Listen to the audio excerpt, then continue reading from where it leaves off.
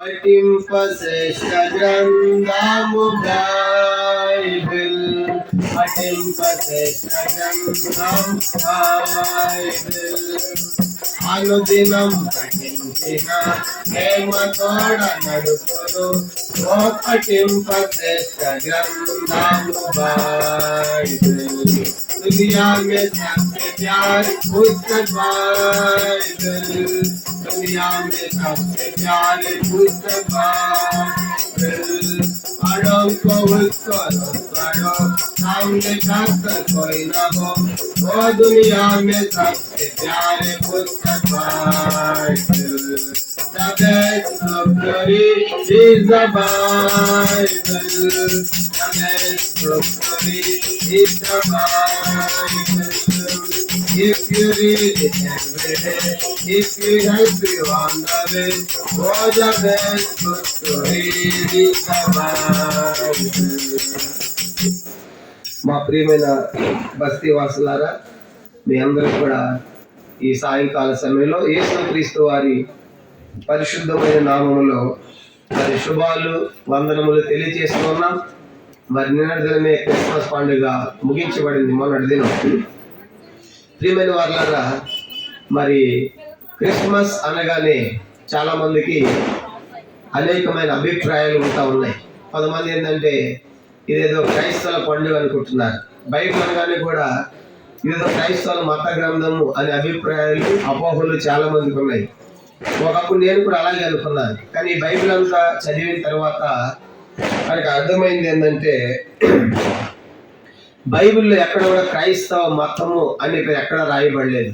క్రైస్తవ విశ్వాసము మార్గము అని రాయబడింది. కాబట్టి బైబిల్ అనేది ఇది ఒక మత గ్రంథము కానే కాదు అనే విషయం ఈ రాత్రి తెలియజేస్తూ ఉన్నాం. బైబిల్లో ప్రపంచంలో అనేకమైన భాషలు ఉన్నాయి. కానీ దాదాపుగా 5,000 కంటే ఎక్కువ భాషలు ఉన్నాయి. వాటిలో దాదాపు సుమారుగా 3,000 భాషల్లో దాదాపు ఈ బైబిల్ గ్రంథం ముద్రించబడింది. తెలుగు, హిందీ, గుజరాతీ, కన్నడ, తమిళ్, బెంగాలీ, ఇలాగా మరాఠీలో చూసామంటే ప్రపంచంలో దాదాపుగా 3,000 అధికారికమైన భాష ప్రింట్ అయిన గ్రంథము బైబిల్ తప్ప మరే గ్రంథము లేదు అని తెలియజేస్తున్నాం. అది మాత్రమే కాదు, ఈనాడు పేపర్లో రాశారు, ఒక్క నిమిషానికి ప్రపంచంలో 50 బైబిల్ కొంటున్నారు. ఇప్పటికి దాదాపు 500 కోట్ల కంటే అధికమైన బైబిల్స్ ప్రింట్ చేయబడ్డాయి. కాబట్టి ఈ బైబిల్ అనేది ఇది ఒక మత గ్రంథం కాదు. మరి ఏంటి గ్రంథం అంటే ఇది ఒక ప్రేమ లేఖ, ఒక లవ్ లెటర్. దేవుడు మానవాళ్ళని ఎంతగా ప్రేమిస్తూ ఉన్నాడు అనే విషయము ఈ గ్రంథంలో రాయబడింది. అందుకే దేవుడు లోకమును ఎంతో ప్రేమించును అని రాయబడింది. కానీ ప్రియమైన వాళ్ళరా, లోకములో అన్ని మారిపోతాయి, కానీ ఈ గ్రంథము ఎన్నటికీ మారనిది. సొన్న అయినా పొల్లైన తప్పిపోనిది. కొన్నిసార్లు రాజ్యాంగాన్ని కూడా సవరణ చేస్తూ ఉంటారు. ఆయా పరిస్థితులను బట్టి లోక్సభలో రాజ్యసభలో తీర్మానాలు చేసి రాజ్యాంగంలో మార్చవచ్చు. కానీ ఈ బైబిల్లో సొన్న అయిన పొల్లైనా తప్పిపోయిన గ్రంథము అని రాత్రి మీకు తెలియజేస్తూ ఉన్నాం. కానీ ప్రియమైన వాళ్ళు అంత మాత్రమే కాదు, ఎంతో స్వల్పమైన ధరకు మనకు అందించబడుతుంది. సమీపంలో అందుబాటులో మనకు ఉంటున్నాయి. వాటి తీసుకోనండి, చదవండి, సత్యాన్ని గ్రహించి మీరు కూడా దేవుని రాజ్యానికి వారసులు కావాలని ప్రేమతో మనం చేస్తూ ఉన్నాం.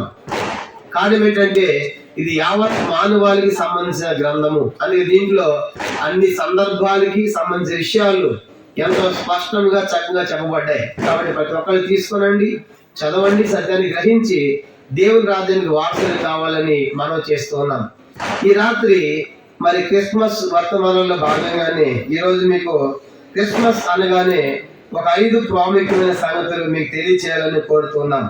దేవుని పరిశుద్ధ గ్రంథంలో లూకాసు సువార్త 2వ అధ్యాయం 10వ వచనంలో రాయబడింది, ఇదిగో ప్రజలందరినీ కలుగబో మహా సంతోషకరమైన సువర్తమానం నేను మీకు తెలియచేయుచున్నాను. దావీదు పట్టణమందు నేడు రక్షకుడు మీ కొరకు పుట్టి ఉన్నాడు, ఈయన ప్రభువైన క్రీస్తు అని రాయబడింది. ప్రియులారా, క్రిస్మస్ అనగానే చాలా మందికి డిసెంబర్ రాగానే క్రైస్తవుల పండుగ కాబట్టి వాళ్ళు పండుగ చేసుకుంటున్నారు అనుకుంటున్నారు. కానీ క్రిస్మస్ అనేది క్రైస్తవుల పండుగ మాత్రమే కాదు అనే విషయం కూడా ఈ రాత్రి తెలియజేస్తున్నాం.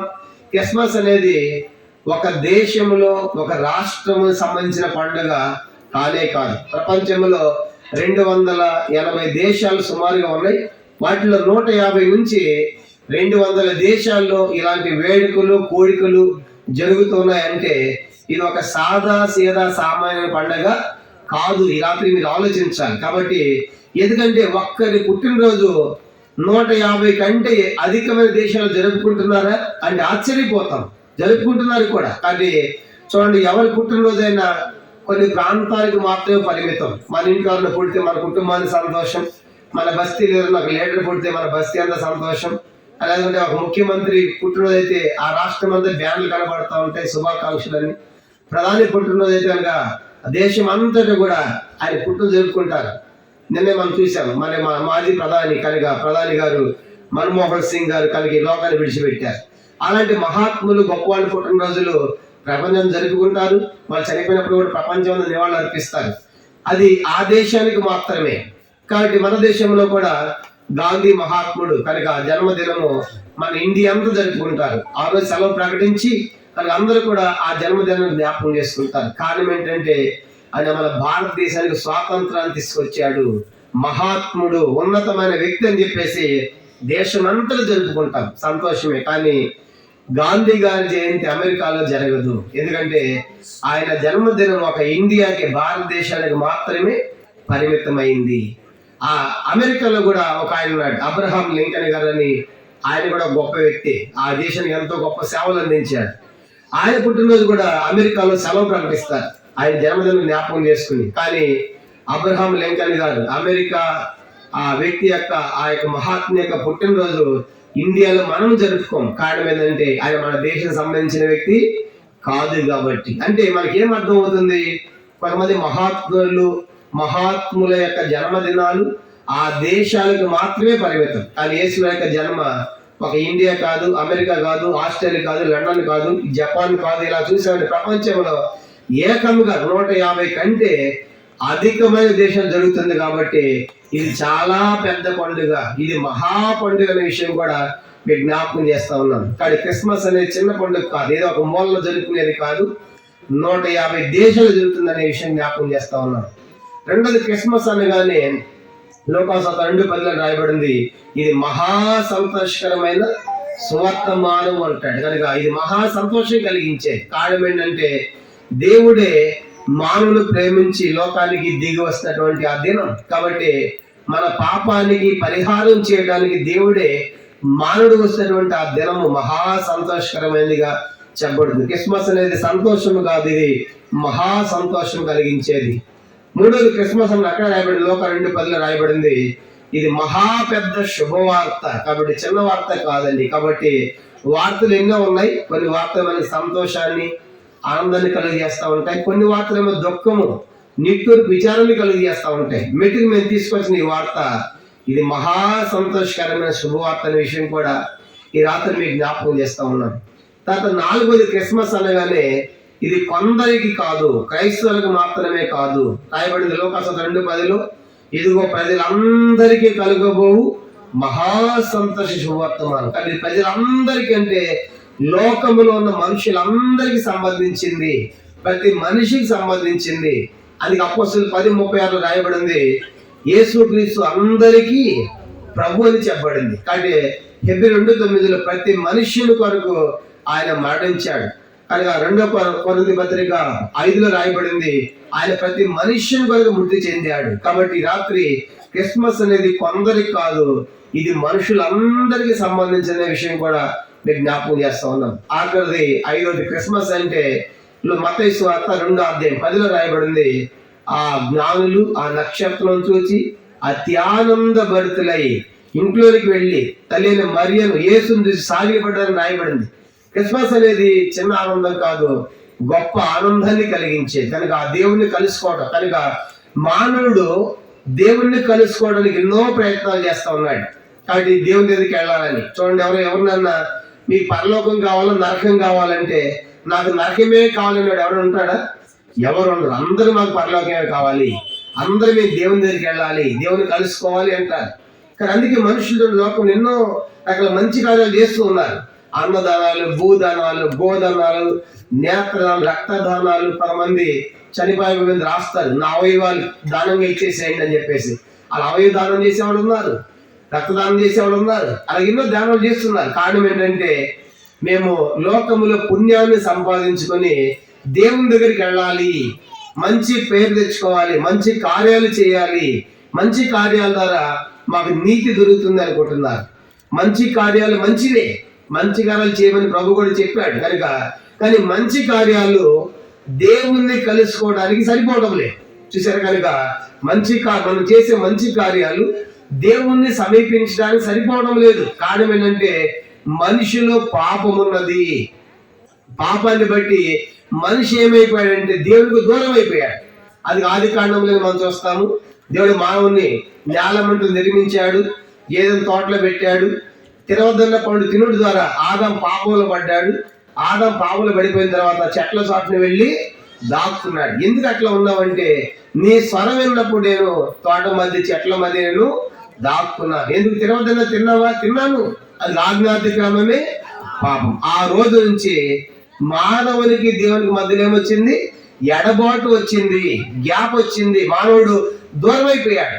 అది యెషయా గ్రంథం 59లో రాయబడింది. 59వ అధ్యాయము 1వ వచనంలో, రక్షింప నేరకున్నట్లు యెహోవా హస్తము వర్ష కాలేదు, విన్నేరకున్నట్లు ఆయన చెవులు మర్మము కాలేదు. మీకును మీ దేవుడికి మీ పాపములు అడ్డుగా వచ్చేను, కాబట్టి ఆయన ఆలకింపకున్నాడు. మీరు ఆయన చూడలేకపోతున్నారు, కలుసుకోలేకపోతే. కారణం ఏంటంటే మానవునికి దేవునికి మధ్యలో పాపం వచ్చేసింది. కానీ ఇప్పుడు మానవుడు దేవుని ఎక్కడికి వెళ్ళలేకపోతున్నాడు. ఒక పాప అయిన మానవుడు దేవుడు ఎట్లా కలుసుకుంటాడు? ఎట్లా దేవుని సన్నిధికి వెళ్ళగలడు? వెళ్ళలేడు. దేవుడు ఎలాంటి వాడు? పరిశుద్ధుడు. యెషయా గ్రంథం 6వ అధ్యాయం మనం చూస్తాం. ఆయన గురించి రాయబడింది, పరిశుద్ధుడు పరిశుద్ధుడు పరిశుద్ధుని మానక రాత్రి మగళ్ళు గాన ప్రతిగాంతో కొనియాడబడిన దేవుడు ఆయన. అలాంటి పరిశుద్ధ దేవుణ్ణి ఒక పాపి అయిన మనిషి కలుసుకోలేకపోతున్నాడు. ఆ కారణం చేత దేవుడు ఆలోచించాడు, మనం దేవుని దగ్గరికి వెళ్ళలేకపోతున్నాం కాబట్టి దేవుడే మానవుల మధ్య నివసించాలనుకున్నాడు. దేవుడే మానవుల మధ్యలోకి రావాలని తలంచాడు. తండ్రి సంకల్పించాడు, కుమారుడు దాన్ని నెరవేర్చాడు. కాబట్టి ఆ రీతిగా క్రిస్మస్ అనగానే దేవుడే మానవుడిగా లోకానికి దిగి వచ్చిన పర్వదినమే క్రిస్మస్. అది ఎందుకని ఈ లోకానికి రావాలంటే చెప్పాం కదా, మానవునికి దేవునికి మధ్యలో ఏముందంట? పాపం ఉంది. అందుకే యెషయా గ్రంథం 1వ అధ్యాయం 18వ వచనంలో ఇలా రాయబడింది. యెషయా 1:18 రాయబడింది, రండి మన వివాదము తీర్చుకొందుము, కానీ మీ పాపము రక్తం వలె ఎర్రనివైనను అవి హిమము వలె తెల్లబడును, కనుక కెంపు వలె ఎర్రనివైనను అవి గొర్రెబొచ్చు వలె తెల్లని వగును అంటాడు. కానీ మానవునికి దేవునికి మధ్యలో వివాదం ఉందంట. కాబట్టి ఆ పాపం ఉంది. ఏంటి ఆ వివాదం? పాపం. కాబట్టి ఇప్పుడు ఈ పాపం పరిహారం అయితే తప్ప మనిషి దేవుని కలుసుకోలేడు. అది ఇప్పుడు దేవుడు ఏం చేశాడంటే, మరి పాపం పోవాలంటే ఏం చేయాలి? పాపం పోవాలంటే ఎక్కడన్నా నీటిలో మునగాల. కాబట్టి ఏమైనా దేవునికి కానుకలు అర్పించాలా? బంగారం ఇవ్వాలి దేవునికి. అలాగే పాపం పోదు. కనుక చూడండి, దేహానికి మురిగైతే నీళ్ళతో కడుక్కుంటున్నాం, వస్త్రాలకు మురిగైతే సబ్బుతో కడుక్కుంటున్నాం. ఆ రీతిగా మరి పాపం ఆత్మలో ఒక వ్యక్తి ఆత్మే పాపం, ఆ పాపంలో జన్మించాం కాబట్టి మరి ఆత్మలో ఉన్న మురికిని ఎలా కడుక్కోవాలి? ఒక మనిషి ఎలా కడుగుబడుతుంది? ఆత్మ. కాబట్టి ఆత్మ కడుక్కోవాలంటే గ్రంథాలు సెలవిస్తా ఉన్నాయి. హెబ్రీ పత్రిక 9వ అధ్యాయం 6లో చెప్పబడింది. 26లో రక్తము చిందించకుండా పాప క్షమాపణ లేదు అని రాయబడింది. కాబట్టి అందుకే చూడండి, ఆయా జాతరలో వేటలు అర్పిస్తా ఉన్నారు, బలు అర్పిస్తా ఉన్నారు. కనుక అక్కడ బలి అర్పిస్తే దాని రక్తం ద్వారా మా పాపము పోతుందని చెప్పేసి బలి అర్పిస్తా ఉన్నారు. ప్రియమైన వాళ్ళ కారణం ఏంటంటే రక్తము ద్వారా పాపం పోతుందని. బైబిల్లో కూడా 2 భాగాలు ఉన్నాయి, పాత నిబంధన అని, కొత్త నిబంధన అని. పాత నిబంధనలు కూడా అలాగే బలి అర్పించేవాడు. పాపం పోవడం కోసము ధనవంతులైతే గొర్రె పిల్లలు తీసుకొచ్చేవాళ్ళు, పేదవాళ్ళు అయితే ఒక పావురాన్ని తీసుకొచ్చేవాళ్ళు. వాడి రక్తం ద్వారా మా పాపం పోతుందని బలి అర్పించేవాడు. మళ్ళీ బలి అర్పించడము, మళ్ళీ అదే తాగుడు, అదే తినటము, అదే పాపంలో జీవించడం. ఇలాగా మానవ జీవితము యథావిధిగా పాపంలో కొనసాగుతుంది. అందుకే దేవుడు ఆలోచించాడు, ఒక్కసారిగా అర్పించబడాలి. అది ఏ రక్తం అంటే పాపం పోవాలంటే హెబ్రీ పత్రిక 10వ అధ్యాయం 4లో రాయబడింది. హెబ్రీ 14లో ఎడ్ల యొక్కయు మేకల యొక్కయు కోడి యొక్క రక్తం మానవ పాపం తీసివేయక అసాధ్యం అన్నాడు. కాబట్టి మరి ఏ రక్తం కావాలి? పరిశుద్ధ రక్తం కావాలి, పాపము లేని రక్తం కావాలి. కానీ ఈ లోకంలో మరి పాపం లేని మనుషులు ఎవరున్నారు? కానీ చూడండి, లోకంలో మంచివాడు ఒక్కడో లేడు. అందుకే బైబిల్లో రాయబడింది, మొదటి రాజుల గ్రంథం 8వ అధ్యాయం 46 చెప్పబడింది, పాపము చేయని వాడు ఒక్కడూ లేడని రాయబడింది. కనుక రోమపత్రిక 3వ అధ్యాయం 11 రాయబడింది, నీతిమంతుడు లేడు, గ్రహించేవాడు లేడు, దాన్ని వెదకవాడు లేడు, అందరూ త్రోత ప్రియకముగా పనికి మాలిన వారేనని రాయబడింది. ఈ లోకంలో మంచివాడు లేడు, పాపం చేయనివాడు లేడు. ప్రతి మనిషి కూడా జన్మతః కర్మతః పాపులు అంటున్నారు. బైబిల్లో ఒక వ్యక్తి ఉన్నాడు, గొప్ప రాజు. కీర్తన 51:5 అంటాడు, అయ్యో నేను పాపములో పుట్టినవాడు, నా తల్లిని పాపములోని గర్భము ధరించింది అంటాడు. అందుకే ఏ భేదమును లేదు, అందరూ పాపము చేసి దేవుని నుంచి పొందలేకపోతున్నారు. లోకంలో ఎన్నో భేదం ఉండొచ్చు, కానీ పాపం విషయంలో భేదం లేదండి. కొన్నిసార్లు మనము చిన్న పాపాలు పెద్ద పాపాలు అనుకుంటాం, కానీ చిన్న పాపాలు పెద్ద పాపాలు అని ఏమన్నావు. కనుక పాపం పాపమే. చాలాసార్లు చిన్న పాపమే కదా, దేవుడు క్షమిస్తాడులే, చిన్న పాపం విడిచిపెట్టు అనుకుంటే కుదరదు. కనుక దేవుడు పాపాన్ని పాపంగానే చూస్తాడు. కాబట్టి రాత్రి ఆలోచించాలి ప్రియమైన వాళ్ళరా, ఇలాంటి పాపాన్ని నివారణ చేయడానికి ఆ దేవుడే ఈ లోకంలో జన్మించాడు. తన పరిశుద్ధమైన రక్తాన్ని శిలువలో కార్చాడు. తల్ల ముండ్లకేయడము, పాదహస్తాలు, మేకులు, ప్రక్కల బల్యము, వీపంత దున్నబడుడు ద్వారా ఆయన శిలువలో చనిపోయాడు. తన పరిశుద్ధమైన యవ్వన నిర్దోషమైన పవిత్రమైన రక్తాన్ని కార్చాడు. శిలువలో చనిపోయాడు, సమాధి చేయబడ్డాడు, 3వ దినాన్ని తిరిగి లేచాడు. 40 దినాలు భూమి మీద ఉన్నాడు. అనేక మంది కనబడ్డాడు, సంచరించాడు 40 దినాలు. తర్వాత అందరూ చూస్తూ ఉండగా ఆయన ఒలీవల కొండ మీద నుంచి ఆరోహణమై పరలోకం వెళ్ళిపోయాడు. ఆయన చెప్పాడు, నేను మరలా వస్తాను, మీకు స్థలం సిద్ధపరచ వెళ్ళుచున్నాను అని చెప్పాడు. కాబట్టి పరలోకంలో స్థలం సిద్ధపరుస్తున్నాడు. ఆ పరలోకం ఎట్లా ఉందంటే బైబిల్లో రాయబడింది, బంగారపు వీధులు, దేవుడే వెలుగుగా ఉంటాడు, దుఃఖం లేదు, బాధ లేదు, కనుక వేదన లేదు, కనుక నింద లేదు. కనుక అలాంటి సంతోషకరమైన దేవునితో ఉండేటువంటి ఆ స్థలమే, నివసించే స్థలమే పరలోక రాజ్యము. కనుక స్వర్గము, వైకుంఠము అని రాయబడుతుంది. కానీ దానికి వ్యతిరేకముగా మరి నరకం ఉంది. అది అజ్ఞానదు, పురుగు చావదు, ఆకలి కేకలు, వేదన, దప్పిక, కనుక బాధపడేటువంటి స్థలం. అది రాత్రి యేసు ఎందుకు వచ్చాయంటే ఆ నరకం తప్పించాలని. మరి ఎవరి యొక్క నరకాన్ని పోతున్నారు, ఎవరి శిక్ష పోతున్నారంటే బైబిల్ రాయబడింది, పాపం వల్ల వచ్చే జీతము మరణం అన్నాడు. ఏ మరణం అంటే ఈ రాత్రి జ్ఞాపకం చేసుకోవాలి, ప్రతి మనిషికి కూడా 2 రకాల మరణాలు ఉన్నాయి. జన్మం ఒకటి, ఒక్కసారి జన్మిస్తే 2 సార్లు చావాలి అనే పాట ఉంది. కనుక ఒక జన్మం ఒకసారి, మళ్ళా కుగ్గాను నగ్గాను పుడతాను అనుకోకండి. కనుక మరొక జన్మ లేదు. మన మానవ జన్మ ఎంత విలువైనది, కాబట్టి విలువైన జీవితాన్ని పాడు చేసుకోవద్దు. ఒకేసారి మనకు జన్మ, 2 మరణాలు ఉంటాయని బైబిల్ సెలవిస్తా ఉంది. ఏంటో 2 మరణం అంటే, మొదటి మరణం ఇప్పుడు చనిపోయిన తర్వాత పూజ చేయటమో కాల్ చేయటమో జరుగుతుంది. దీన్ని మొదటి మరణము, భౌతికమైన మరణము, సహజమైన మరణం అంటారు. ఇది ప్రతి మనిషి, లోకంలో ప్రతి మనిషి పొందాల్సిందే. కాబట్టి ఎంత గొప్పవారైనా సరే ఈ మరణాన్ని తప్పించుకోలే. కనుక నాకు డబ్బు ఎక్కువ ఉంది కాబట్టి, నాది పెద్ద కులం కాబట్టి, నేను గొప్ప అధికారిని కాబట్టి నేను ఇంకా బతకాలి అనుకుంటే పొరపాటి. చూసాక ఇప్పుడు నేడు దినము మన మాజీ ప్రధాని గారు మరి మన్మోహన్ సింగ్ గారు వెళ్ళిపోయారు. కనుక ఆయన దేశాన్ని పరిపాలించాడు, ఆయన కూడా వెళ్ళిపోయాడు.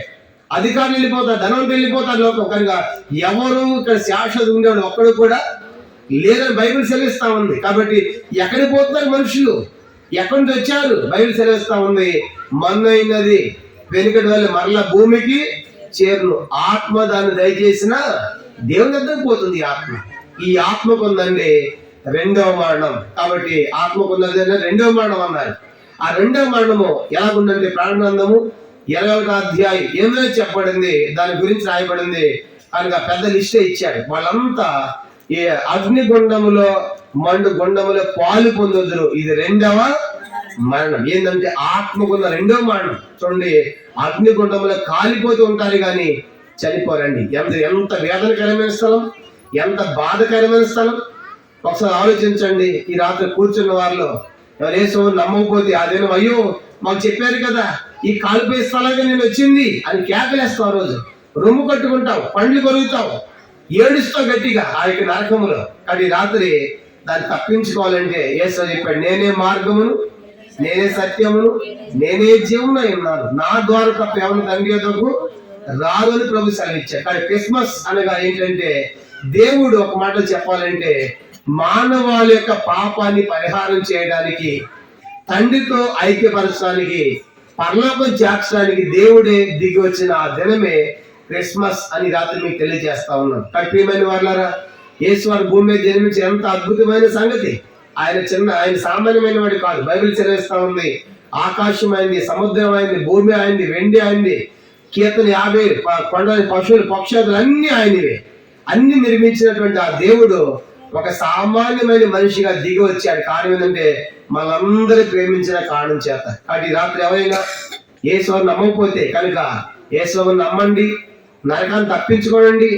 యేసువారితో ఉన్నటువంటి ఆ పరలోక రాజ్యం, మోక్షరాజ్యం పొందాలంటే యేసువారు తప్ప వేరొక మార్గం లేదు. ఎందుకంటే యేసు రక్తము ప్రతి పాపం నుండి మనల్ని కడిగి పవిత్రంగా యేసు రక్తం ప్రతి పాపాన్ని కడిగాడు. కానీ రాత్రి ఎలాంటి పాపం ఉన్నా యేసు పాపం చిన్న ప్రార్థన చేస్తే నీకు ఆయన గొప్ప రక్షణ ఇవ్వాలని కోరుతున్నాడు. కాబట్టి యేసు ఎవరైతే నమ్ముతారు, విశ్వసిస్తారు, వారి జీవితాల్లో ఈ గొప్ప కార్యం పొందుతారు, వారి దేవుని యొక్క రాజ్యంలోనికి ప్రవేశిస్తారు. కాబట్టి జ్ఞాపకం చేసుకునండి, ప్రవేశించిన విశ్వాసం ఉంచాలని మనం చేస్తూ ఉన్నాం. ఈ రాత్రి ఈ కోరిక ఏర్పాటు చేసినందుకు కానీ కొన్ని వాక్యాలు మనం చదువుదాము.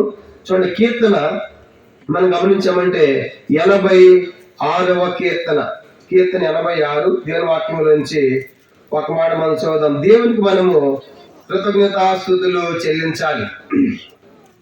మనం గమనించండి, 86వ కీర్తన 86 86వ కీర్తన 12వ వచనం. కీర్తన 86:12 చదువుదాము. 86వ కీర్తన 12వ వచనం. నా పూర్ణ హృదయముతో నేను కృతజ్ఞతాస్తుతులు చెల్లించాను, నీ నామమును నిత్యము మహిమ పరిచేదను. కనుక దేవుడు మానవులంగా మనం దేవునికి అప్పుడు కూడా కృతజ్ఞతాస్తుతులు పూర్ణ హృదయంతో చెల్లించాలి, నిత్యము ఆయన నామాన్ని మహిమపరచాలి. కానీ మనం దేవునికి ఎందుకు కృతజ్ఞతాస్తుతులు చెల్లించాలి? కృతజ్ఞతాస్తుతులు చెల్లించడం అంటే అర్థం ఏంటి అంటే ఒక 5 విషయాలు మీకు దేవునికి మొట్టమొదటిగా ఎందుకు మనం కృతజ్ఞతాస్తుతులు చెల్లించాలి అనే దానికి ఒక 7 విషయాలు మీకు జ్ఞాపకం చేయాలని కోరుతున్నాను. మొట్టమొదటిగా మనం దేనికి ఎందుకు కృతజ్ఞతలు చెప్పాలంటే, థ్యాంక్స్ చెప్పాలంటే మొదటి కారణం 2 తెస్సలోనికైలు 2 అధ్యాయం, తెస్సలోనికి రాసిన 2వ పత్రిక 2వ అధ్యాయము, 2 తెస్సలోనిక 2వ అధ్యాయం 13వ వచనం. ఇది మొట్టమొదటి సంగతి. దేవునికి మనం ఎందుకు కృతజ్ఞతాస్తుతులు చెల్లించాలి అంటే 2 తెస్సలోనికైలు 2వ అధ్యాయం 13వ వచనం. ప్రభు వల్ల ప్రేమింపబడిన సహోదరులారా, ఆత్మ మిమ్మల్ని పరిశుద్ధపరచడం వల్లను మీ సత్యమును నమ్ముట వల్లను రక్షణ పొందుటకు దేవుడు ఆది నుండి మిమ్మల్ని ఏర్పరచమని కనుక మేము మిమ్మల్ని బట్టి ఎల్లప్పుడూ దేవునికి కృతజ్ఞతాస్తుతులు చెల్లింప బద్ధులమై ఉన్నాము. కనుక పౌలు అంటాడు, దేవుడు మిమ్మల్ని రక్షణ, ఆత్మ మిమ్మల్ని పరిశుద్ధపరచడం ద్వారా, మీ సత్య నమ్ముడు ద్వారా రక్షణ పొందారు.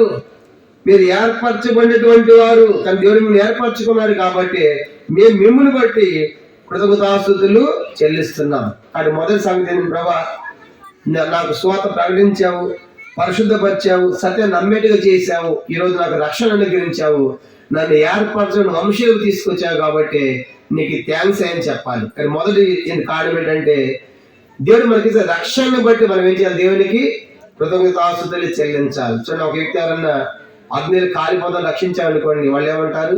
థ్యాంక్స్ అయినా నాకు ప్రాణం కాపాడేమంటారు. నీటిలో మునిగిపోతే తీసుకొచ్చేమంటారు? నీకు వందనాలు, నన్ను కాపాడే థ్యాంక్స్ అంటారు. దేవుడు కూడా మనల్ని రక్షించాడు అంటే మన మీద శిక్షను తొలగించాడు, మన శిక్ష ఆయనే భరించాడు. కాబట్టి ఆయన కృతజ్ఞత ఎందుకు చెప్పాలంటే ఆయన మనం రక్షించడమే కాకుండా మనం ఏర్పరచుకున్నందుకు కానీ మన దేవునికి కృతజ్ఞతాస్తుతులు చెల్లించాలి. ఇది మొదటి ప్రాముఖ్యమైన సంగతి. రెండోది చూడండి, దేవునికి ఎందుకు మనము కృతజ్ఞతాస్తుతులు చెల్లించాలంటే, ఈ థ్యాంక్స్ మీటింగ్ ఎందుకు పెట్టుకోవాలంటే కీర్తన 140, ఇది 2వ కారణం. 140వ కీర్తన 13వ వచనం. కీర్తన 140 13వ వచనం. 140వ కీర్తన 13వ వచనం. నిశ్చయముగా నీతిమంతులు నీ నామమునకు కృతజ్ఞతాస్తుతులు చెల్లించెదరు, యథార్థవంతులు నీ సన్నిధిని నివసించెదరు. 140 కీర్తన 13 రాయబడిన మాట ఇది. నిశ్చయముగా మస్ట్ అండ్ షుడ్, ఖచ్చితముగా నీతిమంతులైన వారు నీ నామమునకు కృతజ్ఞతాస్తుతులు చెల్లించాలి. రెండో కారణం ఏంటంటే దేవుడు ఆయన నమ్మిన వారిని ఏం చేశాడు? నీతిమంతులుగా చేశాడు. కనుక రక్షించబడటం అంటే ఆయన నమ్మేటువంటి వారు నీతిమంతులు చేశాడు. తీతు పత్రిక 3:6 రాయబడింది. తీతు 3:6 ఆయన కృప ద్వారా నీతిమంతులం. రోమ 5:1 రాయబడింది, ఆయన యందలి విశ్వాసము ద్వారా నీతిమంతులం. రోమ పత్రిక 5:9 రాయబడింది, ఆయన రక్తము ద్వారా నీతిమంతులం. రోమపత్రిక 4:25 రాయబడింది, ఆయన మన అపరాధ నిమిత్తం అప్పగించబడి మనం నీతిమంతులుగా తీర్చబడ్డకై లేపబడిందని మనం చూస్తాం. ఇవన్నీ మనకేం జ్ఞాపకం చేస్తామన్న దేవుడు ఉచితముగా ఆయన కృప ద్వారా, విశ్వాసము ద్వారా, ఆయన రక్తము ద్వారా, ఆయన మరణ భూస్థానం పునరుత్థానం ద్వారా మన నీతిమంతులుగా చేశాడు. కానీ మనం ఏం చేయాలి? ప్రభా, ఈ నీతిని మాకు ప్రసాదించావు. వాస్తవానికి మనం పాపులం, నీతిమంతులు ఒక్కడూ లేడు. కానీ ఆయన రక్తం ద్వారా మనం అలా చేసినందుకు కాదు మనం దేవునికి ఖచ్చితంగా కృతజ్ఞతాస్తుతులు చెల్లించాలి. అందుకే తప్పనిసరిగా ప్రతి ఒక్కరు కూడా ఇలాంటి కూడికలు ఏర్పాటు చేసి దేవునికి కృతజ్ఞతలు చెప్పాలి. సంవత్సరం అంతా కాపాడావు, మమ్మల్ని ఏర్పరచుకున్నావు, కాబట్టి మమ్మల్ని నీతిమంతులుగా చేశావు, కాబట్టి నీకు స్తోత్రము అని చెప్పాలి. ఇది రెండవ ప్రాముఖ్యమైన సంగతి. మూడోది చూడండి, ఆ దేవునికి ఎందుకు మనం కృతజ్ఞతలు చెప్పాలంటే కీర్తన 75, మూడో సంగతి 75వ కీర్తన. ఎందుకు ఇలాంటి థ్యాంక్స్ మీటింగ్ పెట్టే దేవునికి గణపరచాలంటే కీర్తన 75 మొదటి వచనం. ఇది మూడో సంగతి. కీర్తన 75వ కీర్తన మొదటి వచనము. అందరం కలిసి మనం చదువుదాం. 75:1.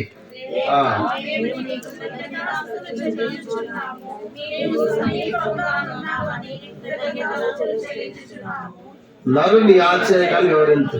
మూడోది అంటాడు, దేవా మేము నీ కృతజ్ఞతాస్తుతులు చెల్లించుచున్నాము, ఎందుకంటే నీవు సమీపముగా ఉన్నావని. చూసారా? కనుక మూడోది ఏంటంటే దేవుడు మనం రక్షించడమే కాదు, నీతిమంతులు చేయడమే కాదు, మూడో సంగతి ఆయన ఏం చేస్తాడు? మనకు సమీపముగా ఉంటున్నాడు. మనకు వచ్చే బాధల్లో, కష్టాల్లో, అనారోగ్యాల్లో, ఆయా పరిస్థితుల్లో మనకి సమీపముగా ఉంటున్నాడు.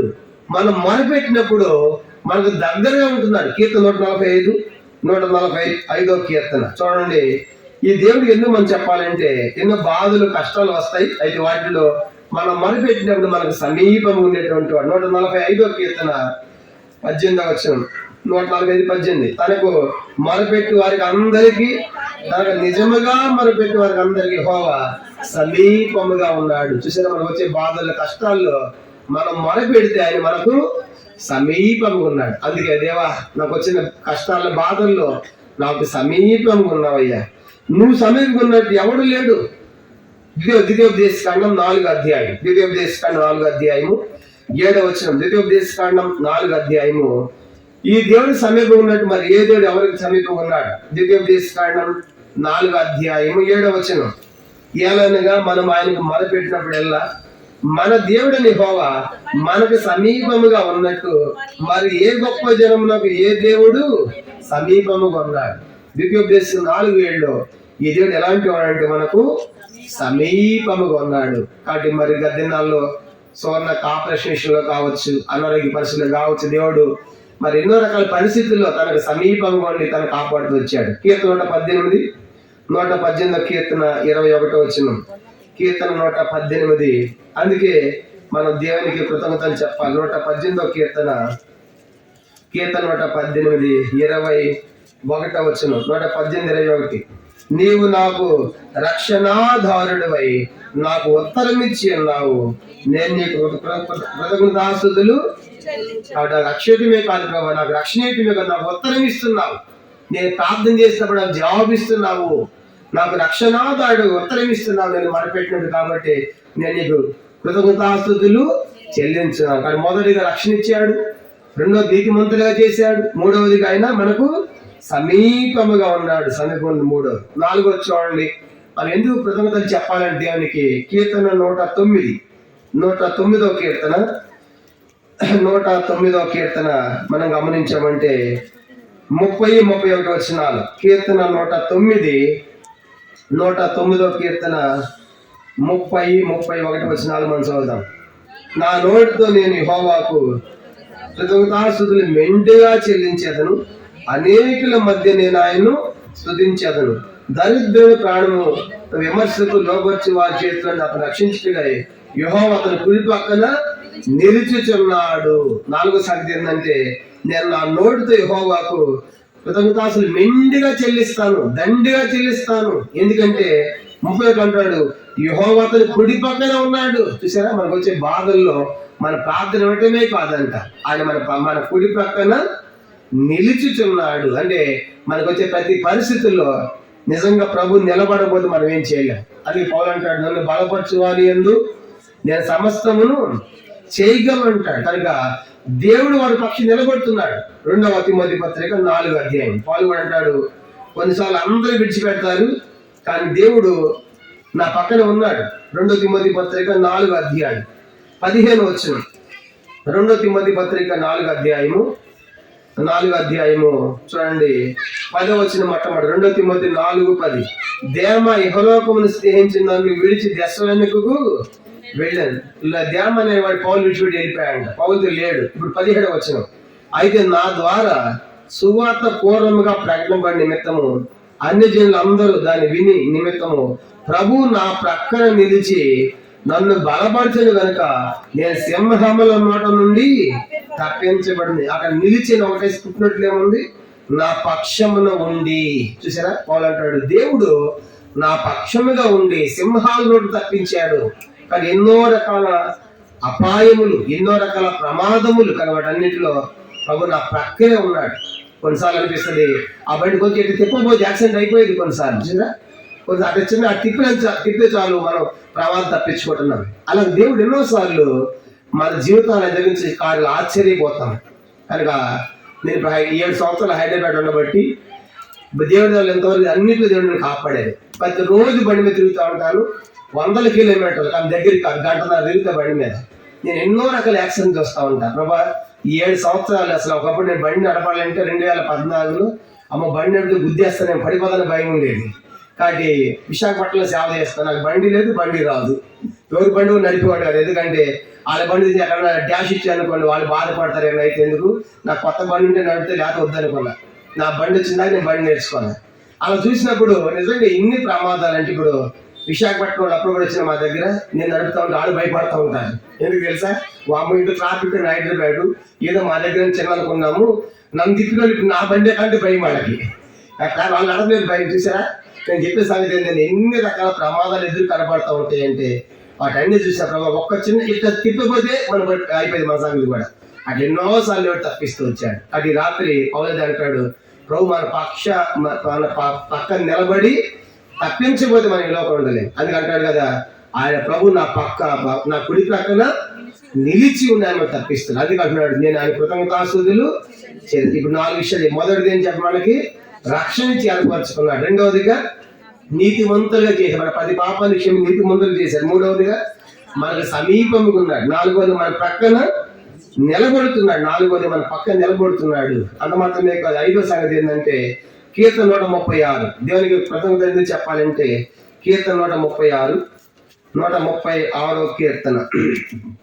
కీర్తన 136 మనం గమనించామంటే 25, 26 వచనాలు. 136 కీర్తన 136, 25, 26 వచనం మనం చదువుదాం అందరం కలిసి. చదవండి. సమస్త జీవులకు ఆయన ఆహారం ఇచ్చున్నాడు, ఆయన కృప నిరంతరం ఉండును.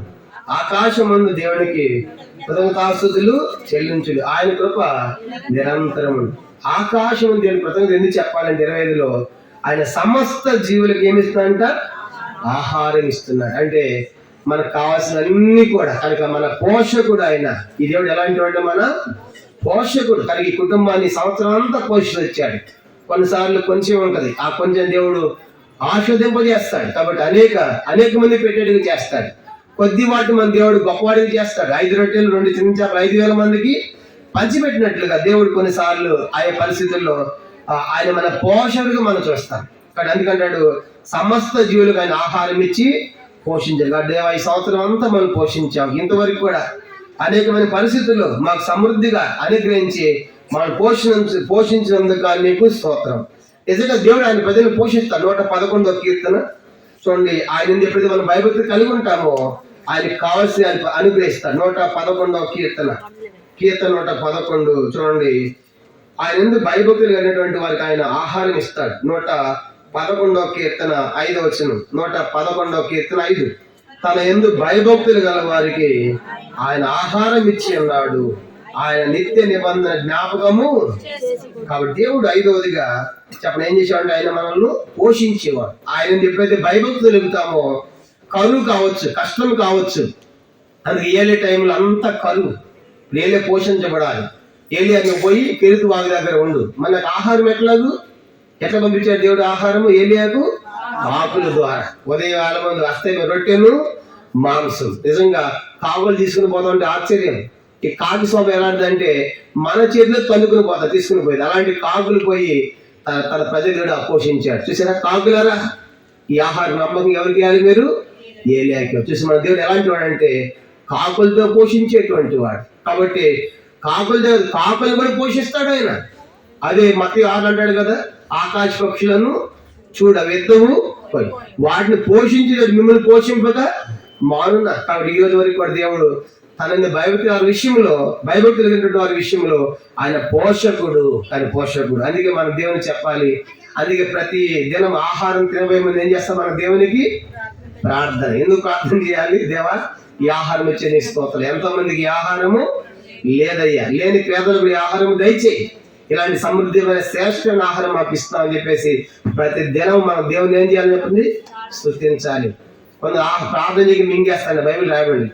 తమ దేవునికి ప్రార్థన చేయక మింగిపోయి వారి కలరని రాయబడింది. కాబట్టి అందుకే మనం ఆహార విషయంలో దేవుని థ్యాంక్స్ చెప్పాలి. చూసారా ఎంతో మందికి కొన్ని దేశాలు ఆహారం లేదు, మట్టి తింటున్నారు, తింటకు ఆహారం లేదు. అలాంటి దేవుడు నిజంగా మరి ఎంత పోషిస్తున్నాడు.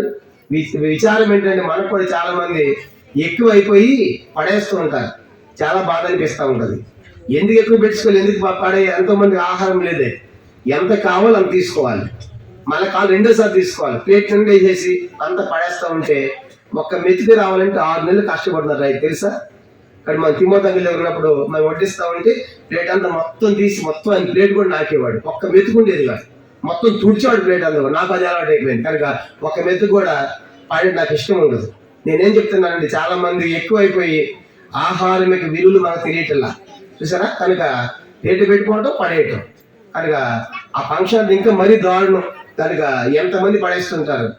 అంత ఎందుకు పెట్టుకోవాలండి? మీకు వెనకాల ఎంతమంది లేకుండా ఉన్నారు.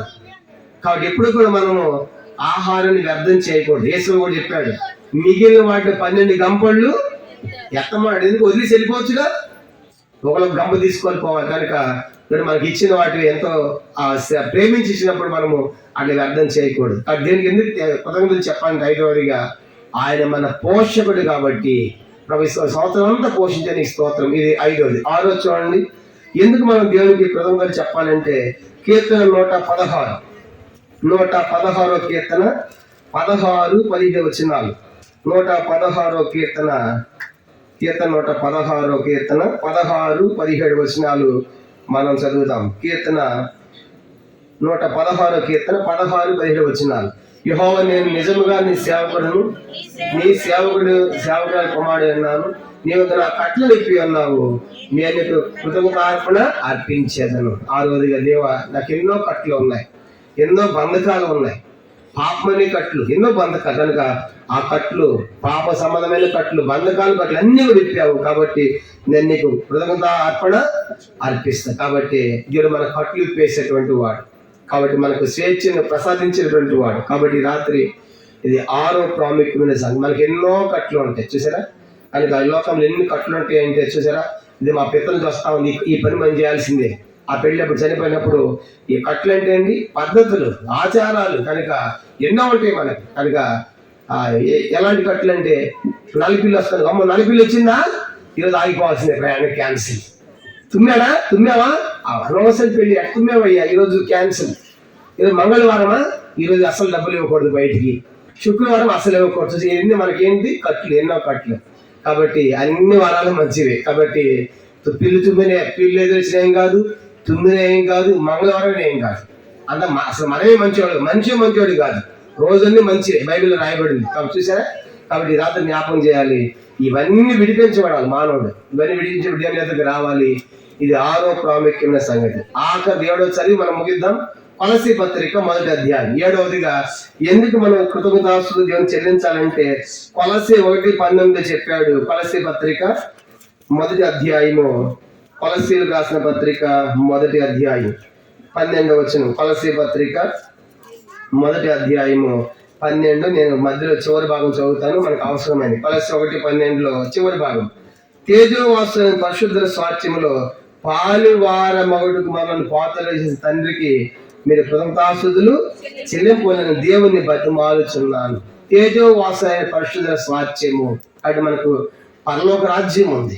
చూసారా ఎంత గొప్ప ఆధిక్యత. ప్రభా, ఆ తేజోవాసుల పరిశుద్ధుల స్వాస్థ్యం నన్ను చేస్తున్నావు, అందుకని స్తోత్రం అని మన దేవుని కృతజ్ఞతాస్తుతులు చెల్లించాలి. కాబట్టి రాత్రి మనము 7 విషయాలు చూసాం. మొదటి ఏం చెప్పండి, మనకి ఇచ్చిన రక్షణ బట్టి. రెండవదిగా మన నీతిమంతులే చేసినందుకు కానీ. మూడవదిగా మనకు మన పరిస్థితులు మనకు సమీపంగా ఉండి మన ప్రార్థన జవాబు ఇస్తున్నందుకు కాదు. నాలుగవదిగా మనకు వచ్చే పరిస్థితులు మన పక్కన నిలబడుతున్నందుకు కాదు. ఐదవదిగా మనల్ని పోషిస్తూ ఉన్నందుకు కాదు. ఆరవది మన కట్ల నుండి విడిపించినందుకు కాదు. ఏడవది ఏంటంటే ఆఖరిది తేజోవాసుల పరిశుద్ధుల స్వాస్థ్యం మనకు అనుగ్రహించాడు.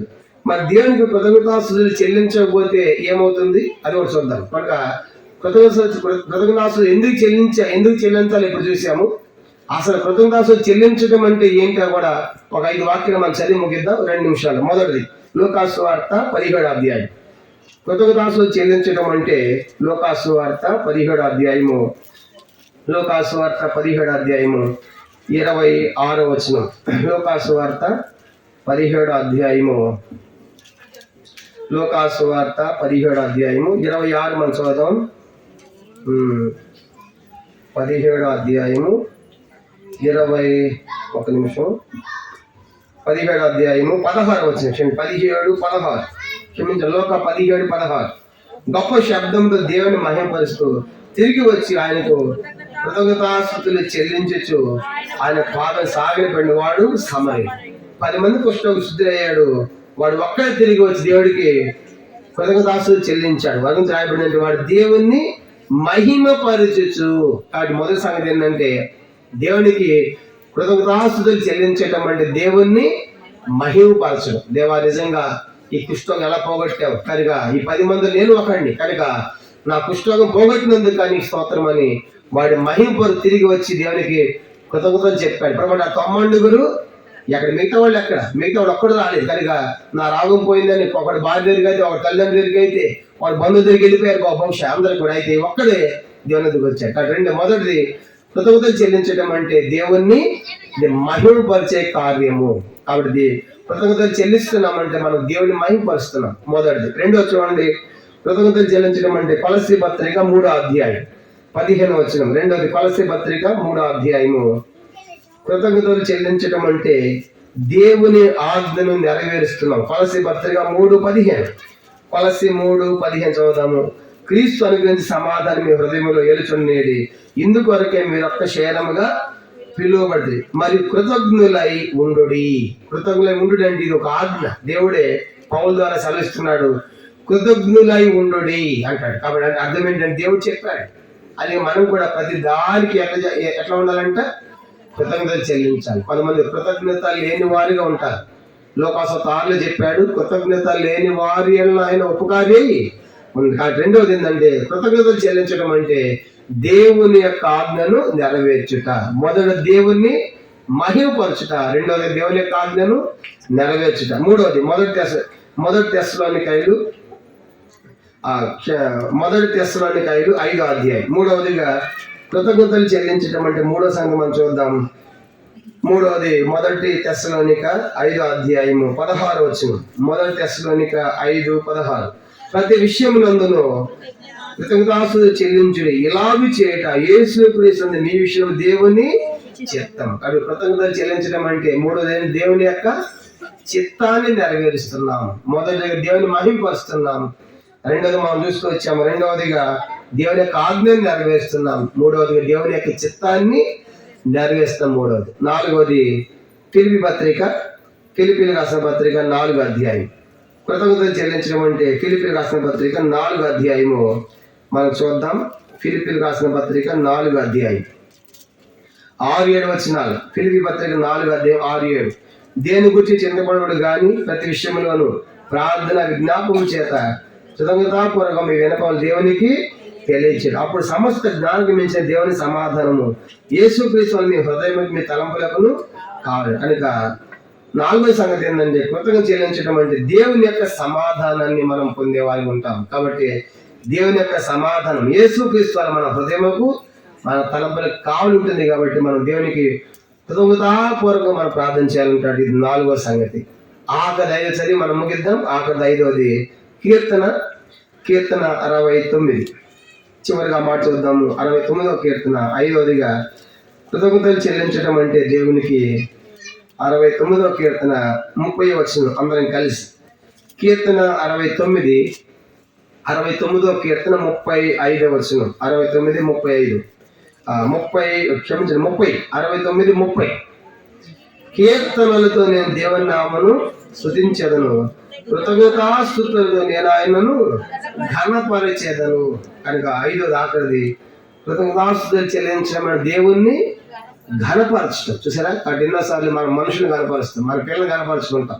కానీ ఇప్పుడు చాలా ప్రాముఖ్యమైందంటే దేవుణ్ణి గణపరచాలి. అందుకే మొదటి సమయం 2 అంటాడు కదా, 32-30లో నన్ను గణపరచు వారిని నేను ఇలాగ ఏర్పాటు చేసి కూర్చం. దేవుణ్ణి మనము మొట్టమొదటిగా మహిమపరచాలి, రెండవదిగా దేవుని మనము ఆజ్ఞలు నెరవేర్చాలి, 3 దేవుని యొక్క చిత్తాన్ని చెయ్యాలి, 4 దేవుని యొక్క సమాధానం పొందాలి. అంత మాత్రమే ఆఖరి ఏంటంటే దేవుని మనము గణపరచాలి. అందుకే దావీదు 34వ కీర్తనలు అంటాడు దావీదు, నాతో కూడా యెహోవాను గణపరిచి మనం అందరం ఏకము కూడా ఆయన నామమును గొప్ప చేయడం. కాబట్టి ఈ రాత్రి ఆ రీతిగా ఈ కుటుంబంలో ఎన్నో కార్యాలు జరిగిస్తూ వచ్చాడు. వాటి అన్నిటిని బట్టి దేవునికి మనము కృతజ్ఞతలు చెల్లిస్తూ ఉన్నాం. ఆ రీతిగా మరి మన జీవితం అన్నింటిలో మనం కూడా ఎల్లప్పుడూ కూడా దేవునికి ప్రతి దానికి మనం థ్యాంక్స్ చెప్పాలి. ఎందుకంటే దేవుడిచ్చే గాలి, దేవుడిచ్చే నీరు ఇవన్నీ చూసినప్పుడు ఆశ్చర్యపోతాం.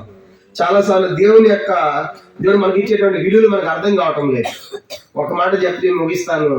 దేవుడికి ఎందుకు థ్యాంక్స్ చెప్పాలని చాలాసార్లు అనుకుంటాం. దేవుడు మాకు ఏం చేశాడు, మన దేవుడికి ఎందుకు థ్యాంక్స్ చెప్పాలనుకుంటాం. ఆ వెంటిలేటర్ మీద పెట్టిన తర్వాత రోజు బిల్ అవుతూ ఉంటుంది. సిలిండర్ తీసుకొచ్చి పెడతా ఉంటారు, ఆక్సిజన్ అందట్లేదు అన్నమాట. ఆక్సిజన్ అందకపోతే అది పెట్టిన తర్వాత బిల్లు పడతా ఉంటుంది. చూసారా, అంటే మనిషి పీల్చేటువంటి ఆక్సిజన్ అందనప్పుడు వాళ్ళు అందిస్తున్నారు, దానికి ఎంతో ఖర్చు అవుతుంది. అట్లా పోల్చుకుని రోజుకి ఎంత ఆక్సిజన్ మనం పీలుస్తున్నాం, కాబట్టి ఎంత బిల్లు ఇవ్వాలి మనకి. బిల్లు వేసాడు ఇక్కడ ఒక్కడ బతకం. ఇక్కడ అన్ని ఉచితంగా ఇచ్చాడు ఫ్రీగా. ఆ వెంటిలేటర్కి వెళ్ళి అమ్మో ఇంత బిల్లు అవుతుందా, ఇంత దేవుడు ఆక్సిజన్ ఇస్తాడో మనకి అని వాడు అర్థం అవుతుంది. కాబట్టి ఒక్క ఆక్సిజన్కే మనము అంత బిల్లు అవుతుంది దేవునికి. మరి తాగే నీళ్లు, గాలి, వాతావరణం ఇవన్నీ చూసినప్పుడు ప్రతి దేవుని మన కృతజ్ఞతాస్తుతులు.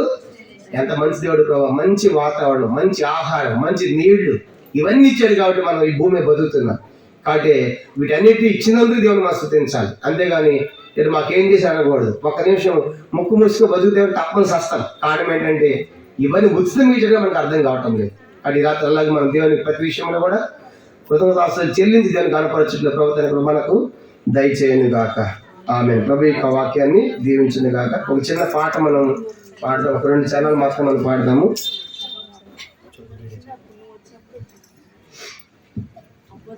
ఒక చిన్న పాట మనం పాడి మనం ముగిద్దాం.